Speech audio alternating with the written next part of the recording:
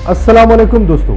अप्रैल 1815 में माउंट टेम्बोरा ने फटकर पूरी दुनिया में तबाही फैला दी। इसके पड़ते ही स्ट्रेटोस्फेयर में सल्फर डाइऑक्साइड और वॉल्केनिक एशेज इतने ऊपर तक फैल गए कि उसने पूरी दुनिया की सनलाइट ही ब्लॉक कर दी और इसकी एक्सप्लोजन की पावर हिरोशिमा पर गिराई गई एटम बम से 1,20,000 गुना ज्यादा थी, जिसका नतीजा ये निकला कि पूरी दुनिया की टेम्परेचर 0.4 सेल्सियस से लेकर 0.7 सेल्सियस तक गिरी, जिसके बाद आने वाला साल यानी 1816 को नाम दिया गया ईयर विदाउट समर। और ये सिर्फ एक साल तक महदूद नहीं था, बल्कि आने वाले कई सालों में क्लाइमेट इंस्टेबिलिटी देखने को मिली, जिसमें फसलें और मानसून की साइकिल बुरी तरह मुतासर हुई। और ये इतना शदीद था कि यूरोप के कुछ इलाकों में जून और जुलाई के महीनों में जहां पे मौसम नॉर्मल रहती है वहां पर शदीद सर्दी रिकॉर्ड की गई। और स्विट्जरलैंड के कुछ इलाकों में तो जुलाई के महीनों में जहां मौसम बिल्कुल नॉर्मल रहता था वहां पर बर्फ गिरने लगी। हमने अभी थोड़ी देर पहले VEI का जिक्र किया।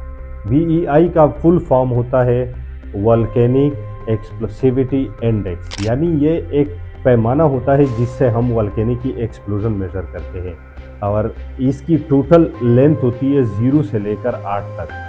अब आप खुद सोचें कि ये वॉल्केनिक एरप्शन 7 डिग्री की थी। इस तमोरा एरप्शन के फौरन बाद स्ट्रेटोस्फेयर में सल्फर डाइऑक्साइड बढ़े, जिसकी वजह से एक परसिस्टेंट ड्राई फोग बना, जिसने सूरज की किरणें जो जमीन तक आ रही थी उसको ब्लॉक कर दिया। और इसी वजह से यूरोप में जो सर्दियां आने का एक पैटर्न था उसको 100 गुना से ज्यादा इनॉर्मस बना दिया। और सिर्फ ये नहीं बल्कि रेनफॉल की जो पैटर्न थी यानी बारिशों की उसको भी 1.5 से लेकर 3% तक ज्यादा वनरेबल बना दिया, जिसकी वजह से साउथ एशिया में जो मानसून की या फिर बारिशों की जो सीजन थी वो सिर्फ और सिर्फ ना सिर्फ बदल गई बल्कि अजीब तरह से कमजोर भी हो गई, जिसका डायरेक्ट इफेक्ट पड़ा चावल और गंदम के फसलों पर। नॉर्थ हेमिस्फीयर के जो जेट स्ट्रीम थे वो भी अपनी रूट शिफ्ट कर गए। अगर आसान अल्फाज में बताओ तो ज़मीन की जो नॉर्थ पोल है उनसे जो हवाएं आती है, मानसून आती है, उन्होंने भी अपने रास्ते शिफ्ट कर दिए, जिसकी वजह से मौसम की शिद्दत में और भी इजाफा हो गया। और नॉर्थ पोल के जो नज़दीक ममालिक थे उनकी जो कड़ी फसल थी वो मुकम्मल बर्फ़ से ढक गई और वो मुकम्मल तौर पर तबाह हो गई और कहत का सिलसिला शुरू हो गया। यूके और फ्रांस में 2 वक्त की रोटी के लिए लोगों ने एहतजाज करने शुरू किए, यानी प्रोटेस्ट। और फ्रांस में 19वीं सदी की सबसे बड़ी कहत शुरू हो गई। इंग्लैंड में जून जुलाई में भी बर्फ़ पड़ने लगी, जिसकी वजह से लोगों ने अपने घर बार छोड़कर हिजरत करनी शुरू कर दी।